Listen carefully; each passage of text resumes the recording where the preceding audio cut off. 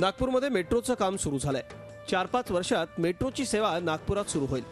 पण प्रत्यक्षात ही सेवा सुरू होण्याकरता बराच अवधी असला तरीही मेट्रो रेलच्या नावानं फसवणूक होत असल्याचं सिद्ध झालंय। मेट्रो रेल कंपनीत नोकरी मिळवून देण्याच्या सबबीखाली नागपूरमध्ये एका टोळक्यानं शिक्षित बेरोजगारांना फसवलंय। नोकरीसाठी इच्छुक तरुणांना हेरून या टोळीनं त्यांना SMS पाठवला। नागपूरच्या पारडी परिसरातील मेहर सेलिब्रेशन हॉलमध्ये इंटरव्ह्यू होणार असल्याचं घोषित केलं। उमेदवारांकडून 2000 ते 1 लाख रुपयांपर्यंत पैसे उकळले। पण एका जागरूक नागरिकामुळे हा प्रकार उघडकीला आला। शंका याचं मुख्य कारण म्हणजे कुठलीही सरकारी नोकरी जर लावायची असली तर तिथनं इंटरव्ह्यू कॉल येतात आणि त्यानंतरच मग पुढची जी काही प्रोसिजर असते ती फॉलो होते।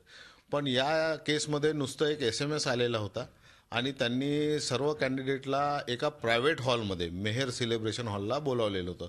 हे 2 मुख्य कारण होते आणि तिथे गेल्यावर मी जेव्हा बघितलं की बुकिंग कोणाच्या नावाने आहे तर तेव्हा एक कोणीतरी पर्सनल बाहे की लांडे नावाचा मुलगा होता, त्याने आपल्या नावावर तो हॉल बुक केला होता।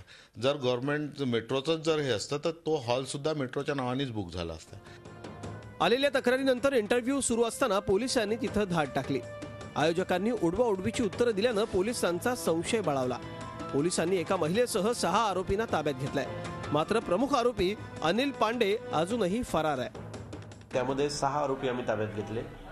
त्यामध्ये महत्त्वाचे जे आरोपी आहे त्यामध्ये एक महिला आहे, सौ सरोज राकेश सुरजी, या 45 वर्षाच्या महिला आहे। यांचा फार मोठा रोल यामध्ये होता।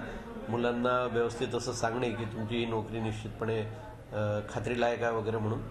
आणि जयप्रकाश सोनीराम भार्गव हा स्वतःला डॉक्टर म्हणून घेतो, तर याचा देखील महत्त्वाचा रोल आहे। यामध्ये आता एक महत्त्वाचा आरोपी एक सामाजिक कार्यकर्ता म्हणून घेत असलेले श्री अनिल पांडे नावाचे एक गृहस्थ आहे, ते सध्या अटक व्हायचे आहे। नागपूरच्या या टोळक्याचा प्लॅन फसला।